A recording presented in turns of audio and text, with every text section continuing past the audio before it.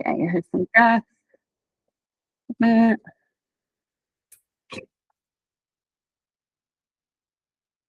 me just keep the list up so I can see.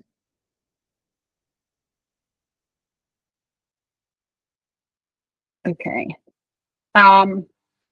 So we'll start on time, even though I know there's still some people joining.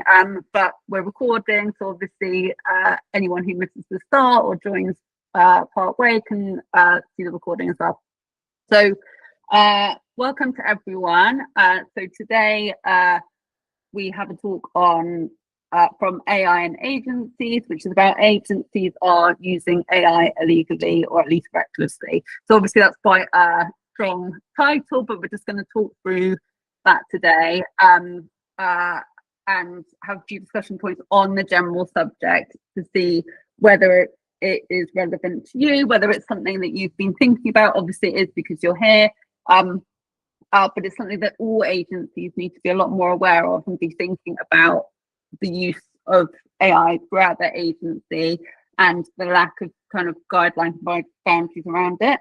So I want to start with something I'm seeing consistently across agencies that I work with at the moment. So most agencies don't have a problem with using AI. So most agencies are using AI in some capacity at the moment, but they do have a governance problem in that they don't really have a structure on how they're using it. They're not using it consistently or don't have guidelines on how to use it across the team. So it's already influencing client work. It's influencing how the data is handled and is influencing creative production. And it's also influencing decision making inside agencies.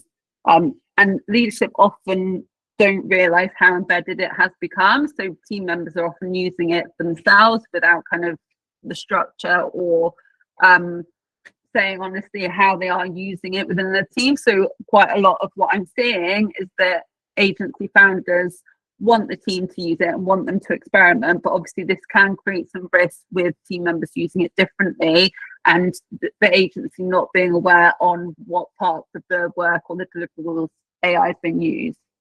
So one of the most common things I hear founders say is we trust our team to use good judgment on where it is used, but this isn't an operating model and it's quite a risky strategy to say that you just leave the way that you deliver your work up to the team.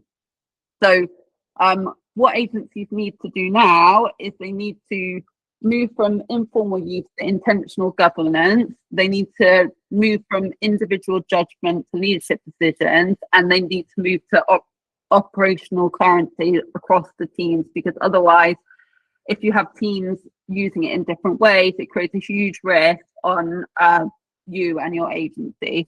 So this isn't about restricting the use of AI, it's about leading how it's used across your agency.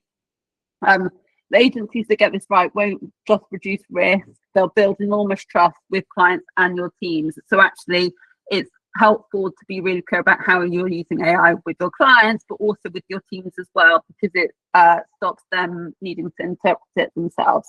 So for those who I haven't met before, I'm Emily Hatton. I specialise in agency operations and AI implementation.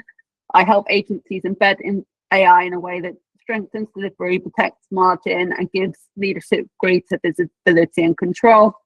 I wanted to host conversations specifically about this subject because actually it's come up in webinars that we've done previously quite a lot.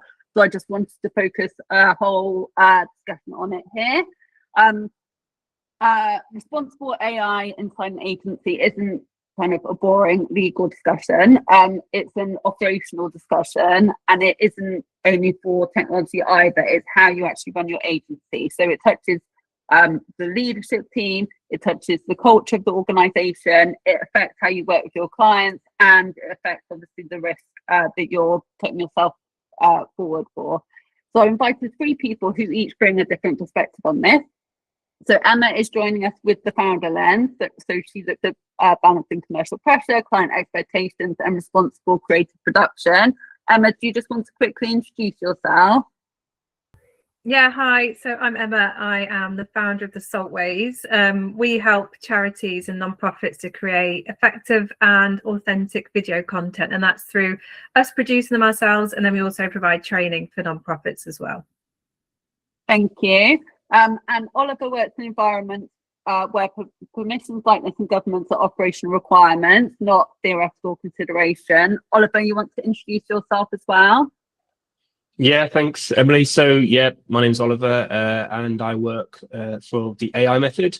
My focus at the moment is on helping content and marketing teams, specifically within the student accommodation sector, use AI to enhance what they're doing in a really compliant and creative way.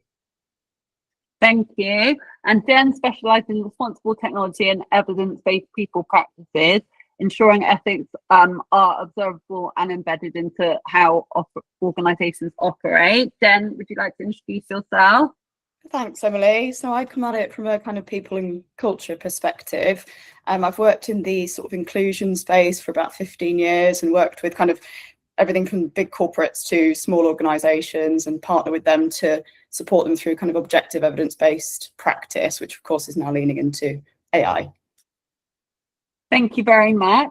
So we'll move into the discussion. So we've got a few themes to cover. So the first one we want to look at is how exposed agencies are right now with the current way that they are implementing using an AI. Oliver, you work closely with organizations implementing AI into real workflows. Where are agencies most exposed right now, even when they believe they're being sensible? So I think there's a few areas. I think the main one is that a lot of agencies don't really understand the full laws around GDPR. And if they do, then they may not understand how AI fits into that. And the big thing is looking at not just obviously their own data, but when they're dealing with their clients' data as well.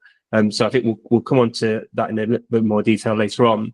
The other one is around shadow AI. So that's around people basically using AI without the leadership team knowing.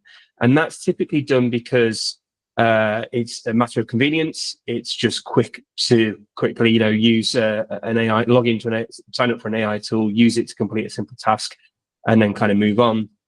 Or because you know that it's going to take a long time to get that tool signed off through a formal process, so you just kind of do it on your own phone or laptop.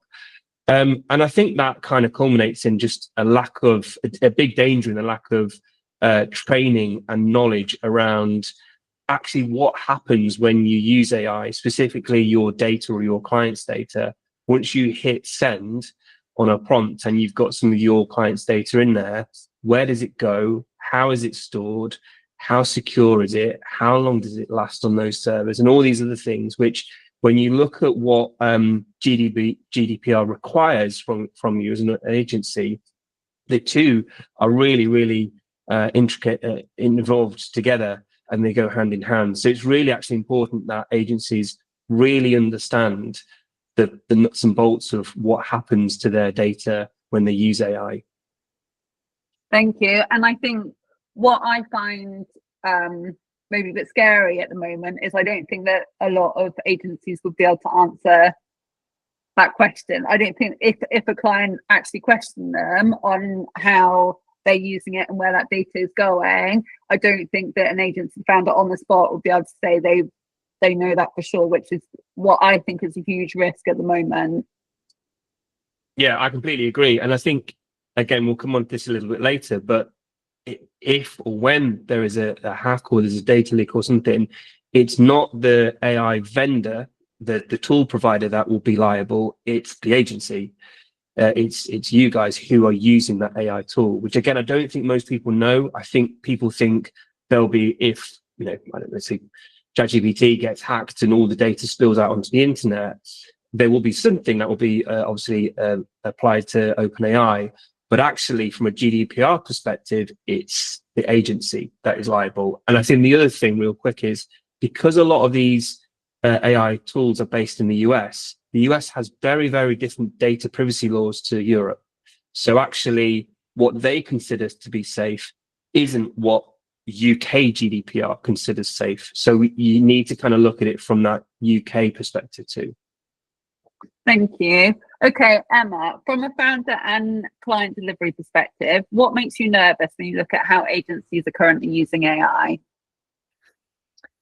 Quite a lot of things, and actually, Oliver, what you were just saying really resonated, I think, with what we see. So I think for me, like the use of AI as a ethical company I think it's an ethical discussion that people need to have internally and also with their clients about the platforms they're using, the things they're using it for, and setting those boundaries and those guardrails kind of internally, but also with your clients. Because something someone said to me that really stuck was that you should imagine that your client is sat on a chair in the room with you while you're putting in prompts, while you're putting information. And if that makes you feel uncomfortable with anything you're doing, then you shouldn't be doing it, or anything you wouldn't be comfortable telling them. So I guess the thing that makes me nervous as a founder is agencies just using it, or people just using it without really thinking about that data protection, the ethical implications, and weighing up that balance of, is this worth it in terms of the impact that this could have? And then I guess with our team, the things that makes me nervous, which I think I'm quite confident that this doesn't happen with my agency, but you never know. You can't be 100% sure. It's just that lack of trust and transparency with one another as well, about what tools are we using, how are we using them, like what do we feel comfortable with using, where's our red line? Like, do we say we don't use one platform? Do we say we do use one? Yeah, so I think it's that. For me, it's always around the ethics and transparency is where I get nervous, I guess. And I think it's also what a lot of agencies aren't doing is they're not actually they're not even making decisions on those areas. So they're not even saying, especially if they work with freelancers or if they work with kind of remote teams where people are working quite independently, they don't have guidelines on you should use this or you should, they're just interested in the deliverable. And I think that that's where the risk is, a big risk is at the moment, is if the agency isn't interested in how that deliverable comes out, which previously has kind of sped things up, is they don't really care where it comes from as long as there's the output they want at the end of it. At the moment, there's so much uncertainty about where that data is going, likely in agencies where teams are using the tools quite separately. That's creating a really big risk, a lot more than it has done in the past, I think. Yeah, and I think also it's just people like that, like Oliver said, the shadow use. I think, what was you, Emily, said that? I can't remember, sorry. But it's like that thing of people are using it, people are going to use it. You can't deny that. You can't say like nobody use AI, because that's just not going to happen. It's actually having that really open conversation and deciding together in terms of what your clients would like, what you feel as an ethical standard and value is, well, what tools do we want to use, what tools are we saying we're not going to use, how are we going to use them, how transparent we're going to be. So yeah, I think it's just, you can't bury your head in the sand. You have to have a stance on it. Yeah, thank you very much. Okay, Jen, so in your research you describe a dangerous paradox that AI can scale flawed historical decisions rather than improve them. Where do organizations place too much blind trust in AI, and why is that risky? Yeah, I mean, there's lots to go at, and I think some of it actually builds on what we've just been talking about and the importance of data in this picture, because actually, the data is only as good as the data.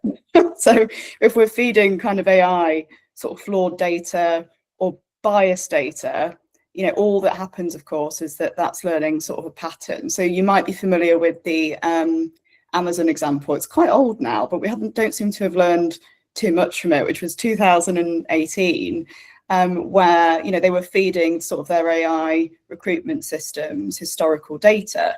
So of course, the patterns continue, which starts to make some assumptions around, oh well, women's chess clubs don't link to our typical profile for our C-suite. So it's really thinking about actually the data that we're putting into this decision-making process. It can, is flawed, unfortunately. So I often talk to organizations about actually we almost need to think about AI as used for utopia when it comes to people and culture, rather than thinking about the historic.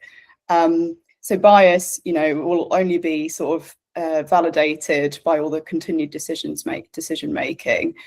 Where this kind of comes into people and culture, I've touched on recruitment, certainly from performance management is starting to emerge, engagement. So it's really kind of becoming rife. And there's some really interesting examples of new technology that's out there to support efficiency, that optimization of these processes. But it's just weighing up kind of the balance, what's the kind of opportunity for discrimination to be woven into these aspects as well. I don't tend to be a stick person in this arena, but I think it's important to remember that we do have the Equality Act, right, in the UK, and thinking about discrimination and indirect discrimination applies in this case. So that's something to think about. But I also think it's an opportunity where actually we're blocking talent coming in, excelling in an organisation. So it sort of touches all these points, really. Thank you very much.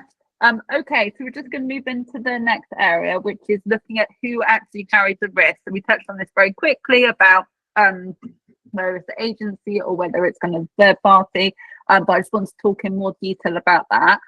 At the moment, within agencies themselves, there often isn't a clear owner of the risk, or this risk hasn't even been thought through enough, as we've said. Jen, back to you. So you write that ethical AI is not a theory problem, it's a practice problem. When responsibility isn't explicitly defined, what typically happens inside organisations?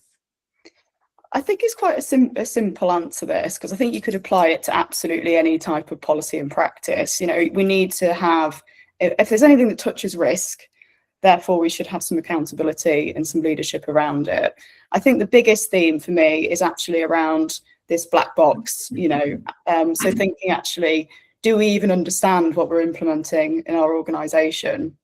And as leaders, we certainly should be. We should also understand kind of at what points, where are there sort of overrides in terms of human judgment? How are we sort of mitigating the risk attached to AI? So from my perspective in people and culture, that might look like something around actually, if one of our team has noticed there's a problem, or there's a risk to client, there's a risk to psychological safety and trust, whatever it might be, that there is a process point attached to that. So we all have responsibility, but accountability and ownership should of course lie with leadership. And a lot of that, I think, is that we're all a bit overwhelmed right now. There's a lot going on, there's some fear, there's some change. We've got some early adopters, we've got some who don't want to touch it. So that lack of consistency at leadership is a real challenge. And I was having a conversation last week actually with an ops director, and he made a good point that often the early adopters aren't the leadership team. So it's not very often in this case that it's the leadership team that is actually exploring these areas. So therefore, it's more likely to be people within the organisation who are experimenting, who are looking at what is best to do next, and actually the leadership team aren't really looking into it enough. Have you got any advice on how leadership can take more ownership of this area? Yeah, so I think there's a starting point, which I think again is quite simple, is thinking about how, that point earlier we talked about, how are we using AI and what intelligence, and this new sort of computer intelligence we're bringing into our organisation and why. Then you're going into a kind of risk mitigation process. So you would hope that you apply that in finance and any new IT that you're bringing in when you're thinking about kind of due diligence. And anyway, it should apply here as well. So using it as part of that risk profile and sort of understanding that who does own which part of this process. So, when we're talking about testing, when we're talking about training, when we're talking about implementation, that there's some clarity around that. Because often, it's just this inconsistency of application that causes chaos. But like with any good practice, you would expect to start to think about what policies do we have in place to support this. We touched on shadow AI earlier, having a solid process point and policy and escalation points around this will of course support leadership judgment and decision making. So there's lots of facets to it, but I think as a starting point, it's just really having some consistent understanding at leadership level about what's our strategic approach to AI, what are our outputs we're expecting, and how do we manage it if things are going wrong. Yeah, thank you. I think that's really sensible advice, and I honestly don't think that enough agencies have even considered this as an option or even looking at it as an option. So I think this is what I really want to get across, is that if you haven't thought about this and how it can apply to you, like this is something that you really need to be doing. Okay, so over to you, Oliver. So many teams assume responsibility sits with the tool provider. Can you clarify where accountability actually lies when AI is being used in client work? Yeah, so as mentioned before, 9 times out of 10, it is with the agency or with the user. So if I give you, just to kind of bring this to life a little bit as well. So a good example is one that we see pretty much every day, where it's the meeting bot.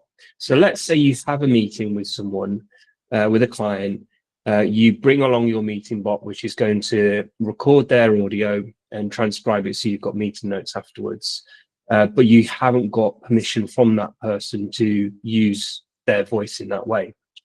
What actually happens is that a recording of their voice will leave the UK. So that's GDPR problem number 1. It will then get transmitted where you need to kind of check the security of that kind of transfer, and then also look at how that is stored. You've then got to look at if you on Fireflies or whatever you use, press delete and remove that recording from your access, does it actually get deleted from the servers there, or does it remain there for another month? Because sometimes that happens.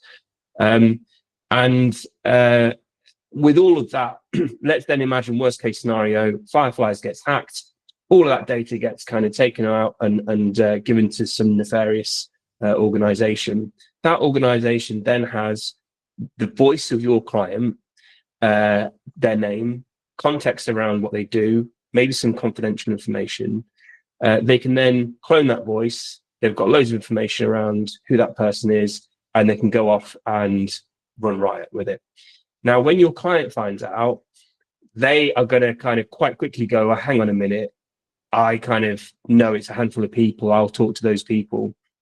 And you're going to have 2 problems. You're going to have a problem from the Information Commissioner's Office, which is around kind of your role of GDPR and how you protected that data. Did you look at how safe it was? Did you audit that process?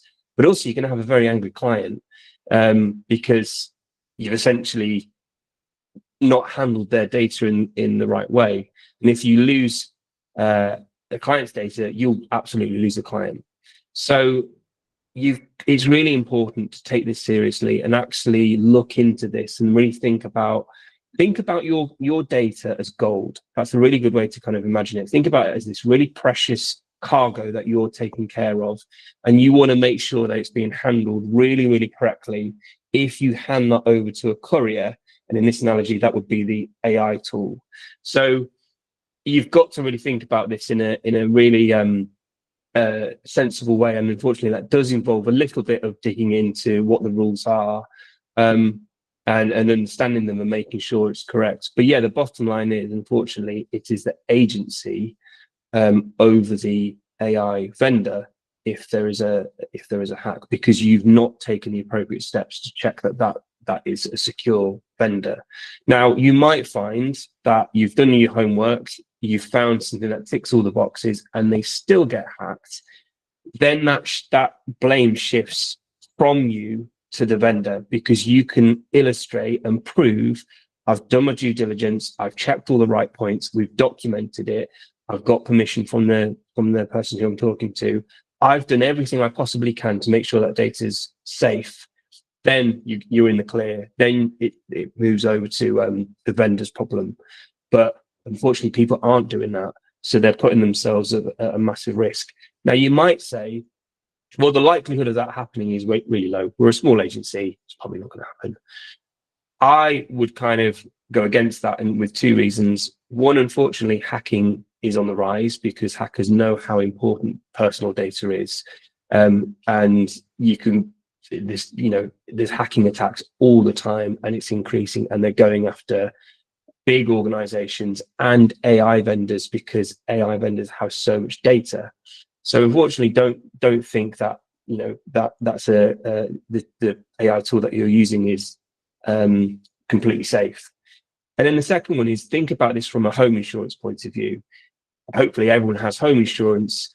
in the hope that if on the really rare occasion that there's a fire in your house, you're covered. Looking at GDPR and making sure that you're handling that data is kind of a similar way to look at it. It's a bit like getting home insurance. Hopefully it won't happen. The likelihood of it happening, it maybe is quite small, but you've done the steps, you've taken the steps to make sure that you're safe if it does happen. And that's what this is all about, really. Yeah, and I think that agencies, it used to be longer decisions and less of them in terms of like changing tools and taking on new tools. And I think with how quickly new tools are coming out, and obviously people are changing them more often because they might see something new and interesting, or they might see something cheaper and want to swap it, and then they're not doing their like due diligence on every time they make a change. And everyone's tech stack has just gone up dramatically over the last few years, like compared to a few years ago, where they probably would have done it as a longer decision and, you know, compared a few platforms and then like done a bit more research and then decided to go ahead with the best one. Now people are just taking on cheap platforms all the time and opening themselves up to quite a lot of risk. So do you think that there's like a couple of easy steps that people can do just to make themselves more compliant, or is there anything you recommend? Yeah, there's 3 documents you need to look at. So you need to look at with a vendor. In fact, easy way to start off with, ideally use a pro or an enterprise plan of a tool, because by and large they have stricter policies around data usage than the free version. But better than that, you need to look at a privacy policy, terms and conditions, and then the data processing addendum. If you Google name of the tool plus those 3 things, they usually come up. What I use is I've got a custom Gemini gem, which I basically put those 3 things into, and it's preset to check over data server location, security, retaining the data, how long is that there for, are they trained on the data? And essentially all that gem, or that GPT if you like, all that does is it scans those documents, it pulls out the answers to those questions that I've got, and it goes, okay, and it gives me a traffic light system. So it goes red, yellow, or amber based on the severity of that risk. So I can do this in about 5 minutes. And it also pulls out the relevant paragraph of that document as well.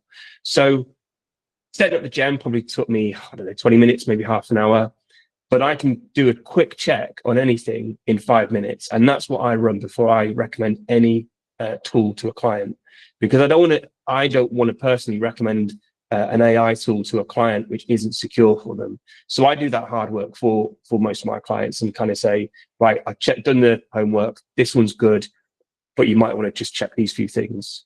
So that's what I do. I'd highly recommend doing something similar to that, because once you've got the system in place, it doesn't take long.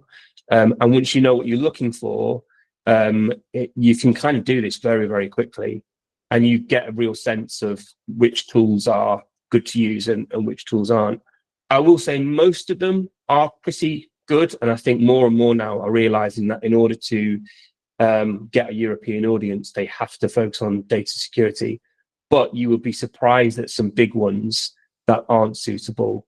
And unless you checked, you'd be kind of literally throwing in data that then once it's, and the other thing as well, I think we've mentioned before, once it's in, you can't undo what you put into an AI. It's gone, it's in there. Yeah. So it is a one, you know, it's there's no undo. Yeah, and I think you know, it often agency founders are talking to other agency founders in different locations, right? So, you know, they might a UK one might talk to US one and say, oh, this tool's great, like, you know, or they might see stuff on LinkedIn that recommends certain tools, but it might be great, and the data protection area might be right in that location, but obviously you need to be aware with your location and, you know, your clients, and you need to understand that setup for yourself so that you've done your due diligence in doing those checks yourself. So I think what you've suggested there is really helpful. So over to you, Emma, from an agency leadership standpoint, where should AI ownership sit? I think it has to sit with in my situation with me, like I think you have to have, as the founder or the senior leadership team, you have to have ultimate ownership of the use of AI, the ethics around it, the policies around it. Like, that is your responsibility, because ultimately if something did go wrong and there was a data breach, you are responsible. It's your client's data, it's your agency's data. So I think it should sit with the founder or the senior leadership team.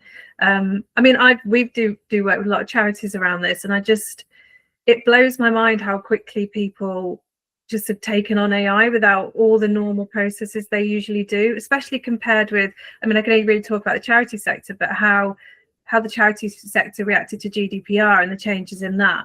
They were so cautious. Compared to AI, it's just like, yeah, we'll do that, no worries. And there's no, like, it just baffles me. It's like some magical unicorns come onto the universe and nobody really has gone like, whoa, was this thing poisonous?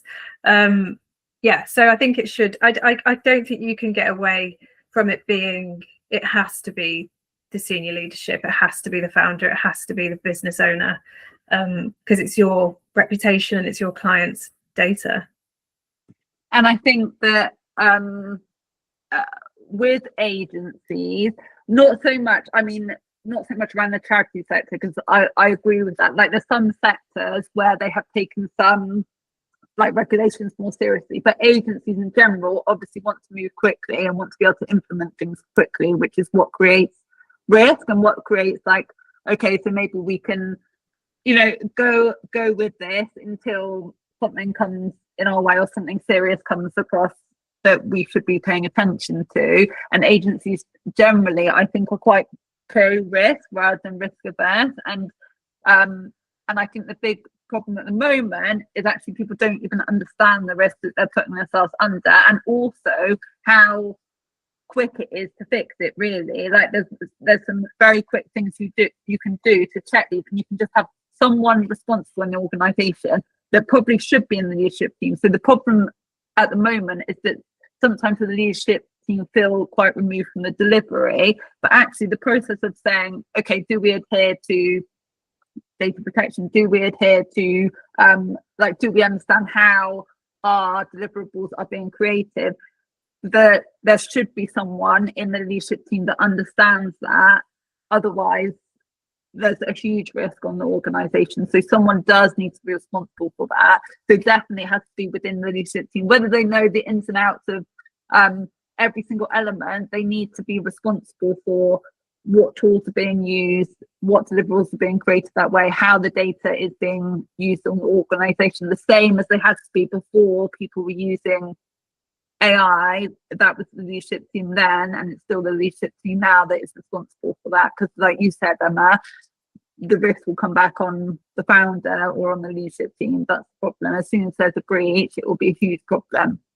Okay, thank you. So let's move into the next area. So we're going to talk about the grey areas that agencies don't really talk about. So this is where efficiency starts to blur ethical lines. So back to you, Emma. So image generation is evolving rapidly, often faster than guidance around ownership, consent, and originality. Where are agencies unintentionally stepping into risky territory? Yeah, I mean, I think the image generation and video generation for us is, really risky. I think, firstly, a lot of people, we found anyway with our clients, that they don't really even understand how image and video generation works. So there's that risk. They don't understand what learning language models are. They don't understand what that data, how that data is created. They don't understand that it's, pulled from stereotypes and biases that a lot, especially in the charity sector, we've worked so hard to try and undo all that.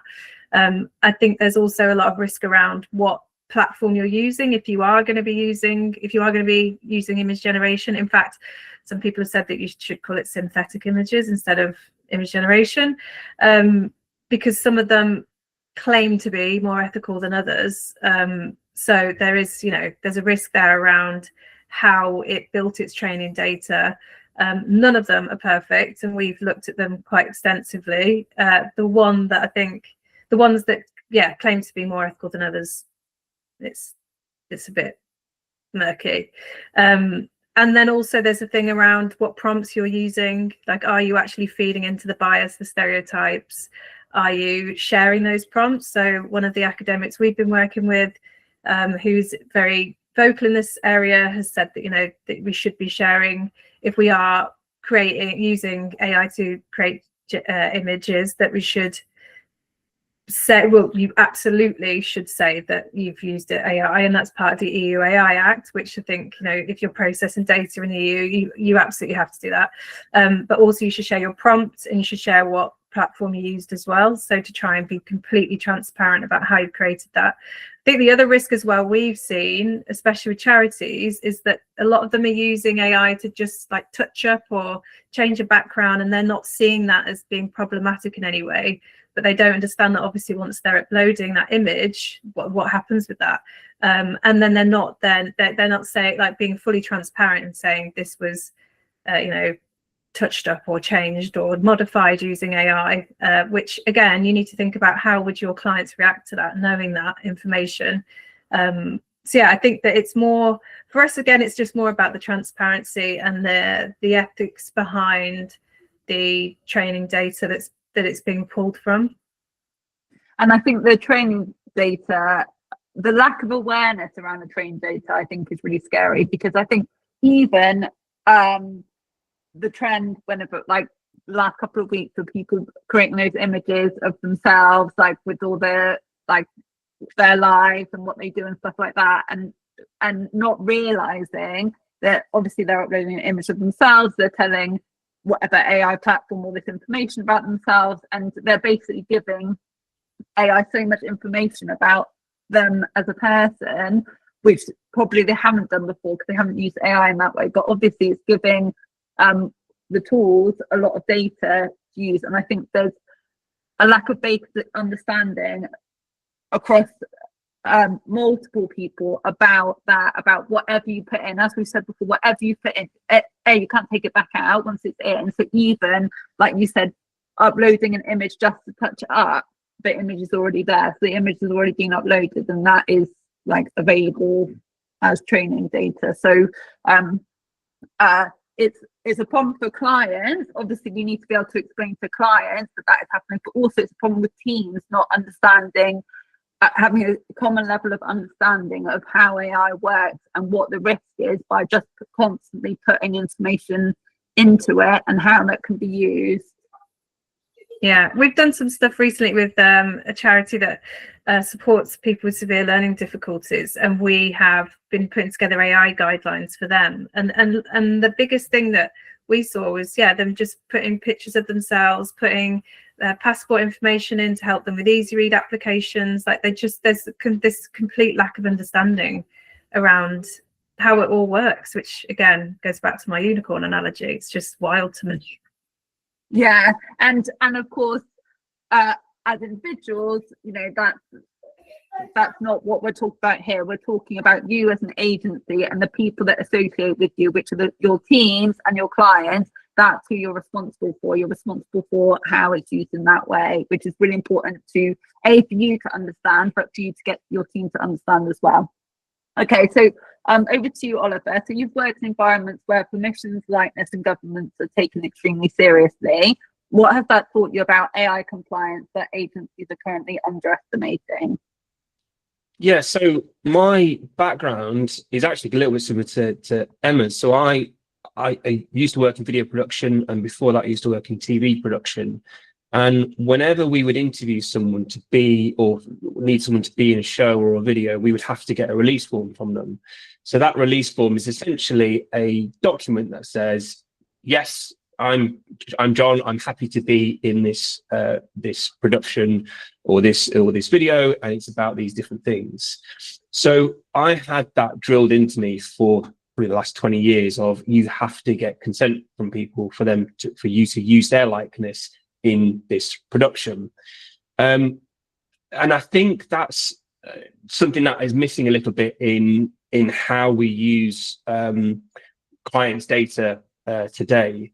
There's one thing that I think we need to kind of make a note of here as well, is that you've got to get consent the consent that you get from someone needs to be really explicit as to what you're going to do with that data. So, for example, if I get a video, I produce a video of John and I get his release form, and on that contributor release form, it says that the video, I will use his likeness to be in that video. And then I go and put a still image from that into Nano Banana to generate a YouTube thumbnail, and I adjust how John looks. I've got permission from him for one thing, but then I've taken that data and I've used it in a different way, which breaks, again, GDPR compliance. So it's really important to understand when you're getting consent from someone, you need to be crystal clear about what you are going to do with that data. So similarly, with a meeting example, if you're going to ask someone to say, is it all right if I use a meeting bot? It can't be just something as simple as, is it okay if you use a meeting bot to take some notes? It's going to record your voice. It needs to be, it will record your voice. It's going to go on these servers, but I'm going to delete it after this time. Everything I check is GDPR compliant, linked to our compliance policy with AI. Like that immediately sets you apart as an agency who not only uses AI, but understands it and is very strategic with it, and actually is very precious about their clients' data. So it can put you, if you understand this, it can put you at a real competitive advantage, because you're able to say, amongst everyone else, yeah, we're using AI tool too, but we're doing it in a really compliant way, and we're proud to do this, and we want to talk to people about it. So I think it's something, again, it works on several different fronts as to getting ahead of this and making sure that you understand what's actually happening. And I know, like, for agency founders, compliance and government isn't like their favorite subject in general.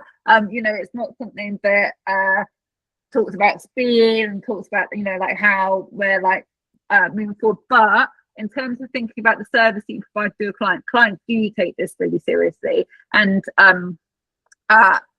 also people, like, clients are getting more aware of the risks of like data leaks and information.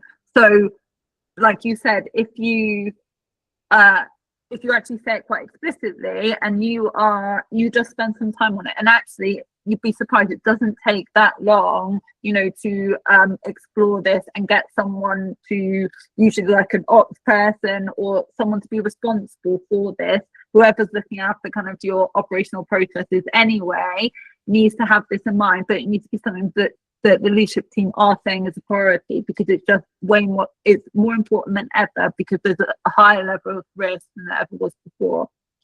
So Jen, you highlight the role of proxy data, signals like education, postcode, or background enabling invisible discrimination. Where should leaders become more skeptical about what AI is actually doing under the surface? Yeah, I mean, I've touched on a little bit of this at the start, I think, just with that sort of Amazon example. But I think, you know, we can draw these sort of patterns, and we see it, you know, really regularly happening all over the place, whether that's internal or external. What I will say, though, I think there's a wider theme sort of emerging from all three of us about trust. And I think this is really key, actually. So when I was just hearing you both speaking, I was actually thinking, what an opportunity we've got to sit in a really credible space around AI. And actually, if you're really competent and credible and therefore compliant as well, you know, that is a standout offering in a space where there's a lot of noise. And I think actually there is a really solid business case around getting this right. The second sort of point I was thinking around as well is that sort of that vendor space where you've got that kind of, you know, immediate obvious models, and we've got, you know, ChatGPT we're all quite familiar with, etc. But it's how this is then being used as a solution that's obviously been sold into organizations. I was working quite closely with, you know, I won't name who they were, but a solution that was in this people and culture space. And of course, those who are creating it have spotted an opportunity around optimizing, which hasn't been sort of interrogated. So it's been created as a solution to support time to hire. So let's make it more efficient for people to assess, bring people into the organization, which can take weeks and weeks. We all find it really painful. So they've found a great way around it. They've introduced some really innovative solutions. But what was being fed in was, work that should have been completed by occupational psychologists. They have full-on master's degrees in this stuff, and we're just feeding into this platform, quite problematic questions, assessments that weren't objective, no validity around it, and we have therefore a packaged up solution as a really nice way to create a more efficient solution when it comes to hiring. So my point being there is when we're thinking about, the bias point, the leadership point, all roads lead back to these themes around transparency, trust, having some rigor, and asking for some interrogation around actually what these outputs look like, and are there any costs or downsides to these outputs coming out? Yeah, and I think my main concern, which I've already mentioned, is that I really don't think that most agency founders can answer that question confidently at the moment. I just don't think that they know what's going on within their agency and could confidently say where the data is going, how it's being used, what it's being used for, which some founders might find exciting, but it is a huge risk. It's a huge risk leaving experimentation up to your team and letting your team decide, who are not experts in this and aren't even interested, to be honest, in whether it's being used properly, because the risk isn't on them, so they can just be using it however they want to, and the risk comes back to the agency founder and the leadership team. So it's just something that is so important to take seriously. So let's move into, I think, the final area that we'll get time for today. So I just want to talk about putting in place guardrails without bureaucracy. So obviously, there needs to be a balance between agencies being able to move quickly and be able to take on new tech and new tools, but you need to protect yourself and your client and your team. So over to you, Oliver. So what are the first guardrails that every agency should implement, regardless of the size of the agency? I think the first one is to realize that you can have compliant personal data and an uncompliant tool. So there's a divide between the two, each of which needs to be compliant. You can't just think of it as one thing. So when I train or talk about this to my clients, I have a framework called the PAUSE framework, and that essentially goes through each of the things that you should think about, but we try and bundle it into a 5-point plan, so it's a bit more memorable.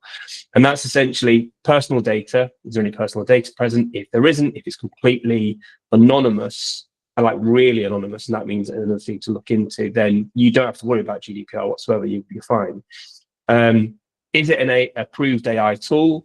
And there's things around that to look into in terms of servers and security and things like that. Do you understand the purpose of what you're putting into that AI tool? Because it might be that you don't need to use AI. Could this be something that actually you could do with I'll call it a basic tool, something like Photoshop or something like that, which doesn't use AI or doesn't use any AI features? And also, does your client understand the purpose of what you're using their data for? So that's PAU. S is security, and then E is this evaluation of an overall risk. So to answer the question, I think it really is just trying to spend a bit of time to understand this. The good news is, once you've understood it and you know what you're looking for, that process does become quick to do. And then, like I said, I have a Gemini Gem. You can do it as a Claude project or a ChatGPT GPC you can use. And all I do is I've set it at once, I drop everything in it, and it pulls out a rating. I also get it to pull out the exact lines from those terms and conditions so I can see for myself. I go back in the terms and conditions and look for myself, so I check it all. But that thing is really quick. And then once I've done that, I can document it in a data protection impact assessment. I can sign the data processing addendum, which half the time is already done for you because you're using the tool. And then you're done. Then you know you're sorted for as long as you use that tool. Most of the time as well, if something in the terms and conditions or the privacy policy changes from that vendor has to email you to update, to tell you about that update. So you know that as long as there's no email from that vendor saying we've updated our terms and conditions or anything like that, you're safe, you're good. So it's kind of like up a bit of a hill and then you're freewheeling once you're past it, and you know you're safe and you've got a really good system set up that protects you. But once you've done that, again, I would sing and shout about it. You know, I'd make a point of it to your clients to say in a really positive way, you know, we're doing this, we really care about your data, we really care about working with you, because no one else is, or very few people are doing it, and it really does put you ahead as someone that you can be trusted, not just with AI, but with working as a partner in general.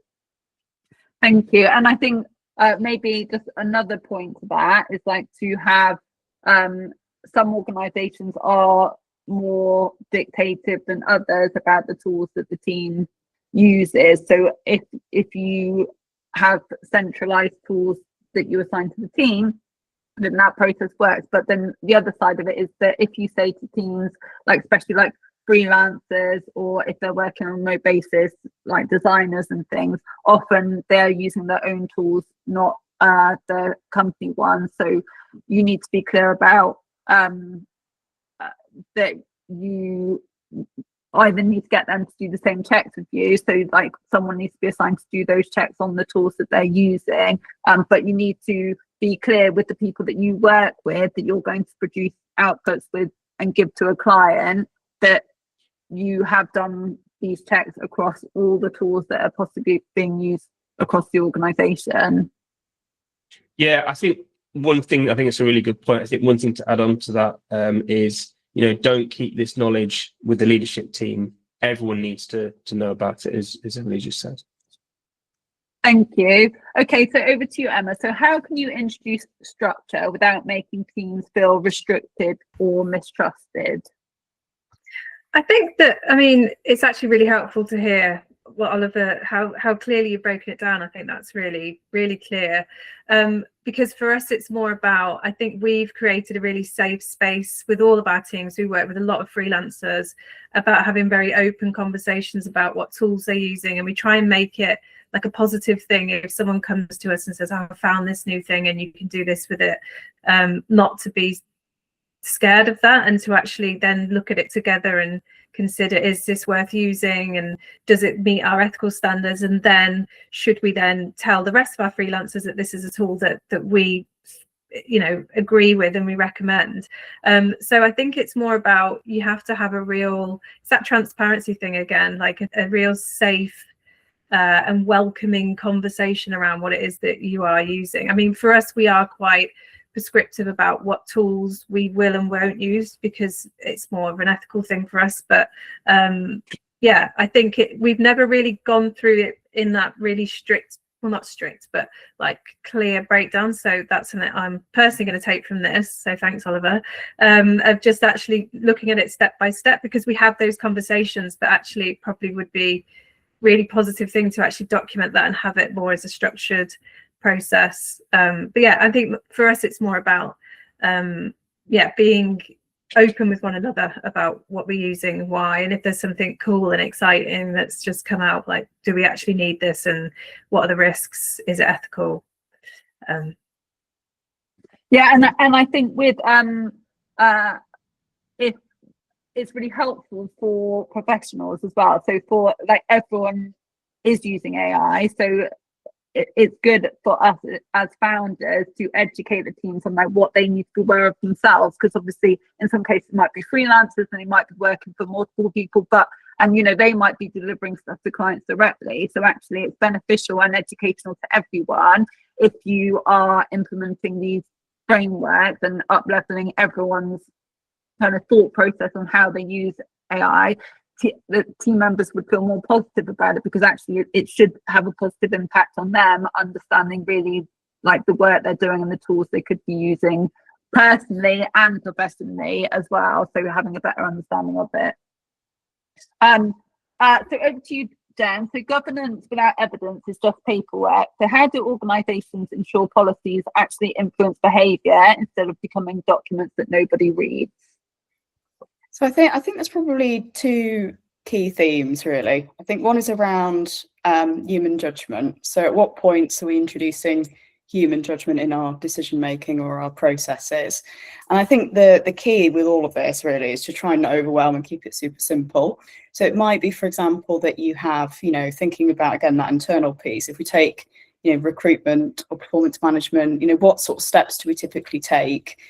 Is AI involved? Should it be involved? Let's keep it kind of positive as well. Like, there are opportunities to be more innovative or efficient. So we can map out a process and think about at what point is human judgment important? At what point can we be more efficient? Anything that's around decision making, proceed with caution. So I think it's around, some of it is just clarity of the processes and steps we take, and whether that is internal or sort of external, really. So I think those are really key. The other aspect, I think, is just actually thinking about the kind of culture that you're creating around this. And there is, as we talked about, this point around trust and psychological safety.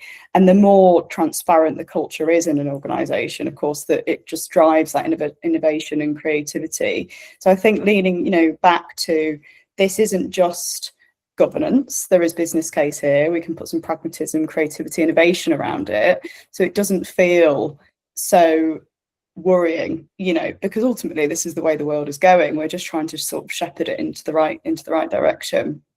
So I think those are the sort of two key things to me. Of course, we're expecting policy, supportive training around anything that's implemented. That's all really important. But ultimately, I think making sure it all links back to, we all understand why we're doing it, and we all understand the impact of what we're implementing. Thank you. Yeah, I think those are really good points. So thank you. So I'm just going to close off with one final question for Oliver.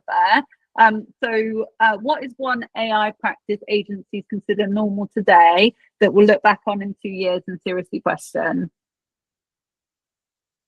Just putting loads of stuff into AI and not even thinking about what happens. To be honest, I think it's at such a low level that I think we'll look back and go, oh my God, I can't believe we did that.